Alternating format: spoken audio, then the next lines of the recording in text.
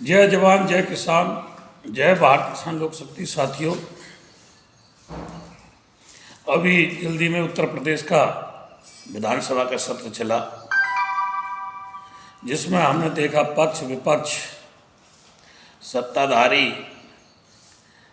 विधायक और विपक्षी पार्टियों के विधायक सब एक सुर में बोले और सबने कहा कि हमारे वेतन भत्ता को महंगाई से जोड़ दिया जाए। काफ़ी दिन से हमारी तनख्वाह नहीं बढ़ी है, वेतन नहीं बढ़ा है, वेतन को बढ़ाया जाए। एक भी विधायक ने इसका विरोध नहीं किया, चाहे वो किसी भी राजनीतिक पार्टी का था। सब एक सुर में सबने जो है मेज थपथपा करके ताली बजा करके उसका स्वागत किया। जबकि उत्तर प्रदेश पर कर्जा भी है। अगर किसानों के गन्ना के मूल्य बढ़ाए जाते हैं तो मील घाटे में आ जाती है, फसलों के रेट बढ़ाए जाते हैं तो आढ़ती और व्यापारी घाटे में आ जाते हैं, और आलू स्टोर वाले किराया भाड़ा बढ़ा रहे हैं। अगर उसके प्रति बोलते हैं तो स्टोर वाले घाटे में आ जाते हैं। किसानों को इससे शिक्षा लेनी होगी। जब अपने वेतन भत्ता को महंगाई से जुड़वाने के लिए, बढ़ाने के लिए जो विपक्षी पार्टी और सत्ताधारी पार्टी एक दूसरे पर आग बरसाते हैं, एक दूसरे के खिलाफ अनाप शनाप बयानबाजी करते हैं और वेतन भत्ता बढ़ाने में सब 100 रुपये बोल जाते हैं, तो किसानों के मुद्दे पर भी किसानों को, समस्त प्रदेश के किसानों को, समस्त देश के किसानों को एक सुर में बोलना होगा। लेकिन दुर्भाग्य ये है कि किसान एक नहीं है। वो मटर के ढेर की तरह, जैसे मटर का ढेर एक नहीं हो पाता, दाना दाना इधर उधर बिखर जाता है, वो विभिन्न विभिन्न धर्मों में और विभिन्न विभिन्न राजनीतिक पार्टियों में बटा हुआ है। वो शिक्षा भी लेना नहीं चाहता इनसे, जो राजनीतिक पार्टी हैं। नहीं तो विधानसभा की बहस देख लें, सब पार्टियों ने, सभी विधायकों ने अपने वेतन भत्ता को बढ़ाने की एक सुर में वकालत की। और किसान की कहीं बात आती है तो किसान ही उसके विरोध में चला जाता है। जब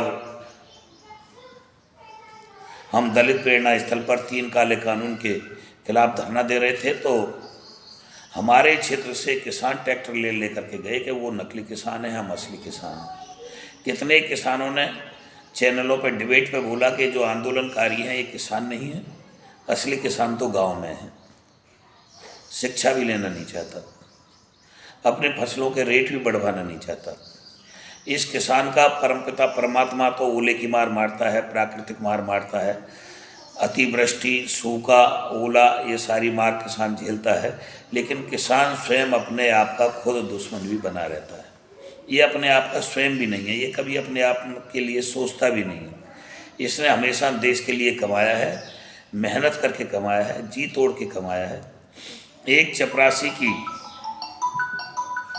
एक सिक्योरिटी गार्ड की तनख्वाह 8 से 9 से 10 हज़ार के बीच में है। 12 घंटे ड्यूटी लेते हैं, उसमें भी जरा सी झपकी लग जाए तो तनख्वाह काट देते हैं। किसान को मेरे ख्याल से 2000 या 3000 रुपये मासिक बचत भी नहीं है, अगर उसकी संपूर्ण लागत और मेहनत को देखा जाए तो। इनका गुजारा हो सकता है, लेकिन विधायकों का इतना मोटा मोटा वेतन, इतना मोटा मोटा भत्ता मिल रहा है, उनका गुजारा नहीं हो पा रहा। वो अपने लिए सिफारिश कर रहे हैं, उनके वेतन भत्ता से प्रदेश घाटे में नहीं आएगा। लेकिन किसान को अगर थोड़ा सा बढ़ा दिया जाए तो उससे देश और प्रदेश घाटे में आ जाता है। इन सब चीज़ों से देश के अन्नदाता को सीख लेनी होगी। कितने ही, क्या एक किसान नेता तो ऐसा है जो सारे किसान संगठनों को चोर और दलाल बताता है। वैसे एसकेएम का मेंबर भी बनता है, और जिस एसकेएम का मेंबर बनता है उन्हीं के नेताओं को गाली देने के भी काम करते हैं। लेकिन चलो, जैसी जिसकी समझ,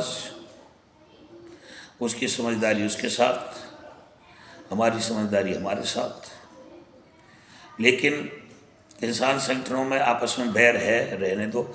लेकिन किसान को कम से कम अगर आंदोलन में भी नहीं जाता है, सपोर्ट भी नहीं करता है, तो विरोध नहीं करना चाहिए। भारतीय किसान लोक शक्ति ने कोई भी कहीं भी किसी भी प्रकार का धरना दे रहे हैं, किसी भी धरने का आज तक विरोध करना नहीं सीखा है।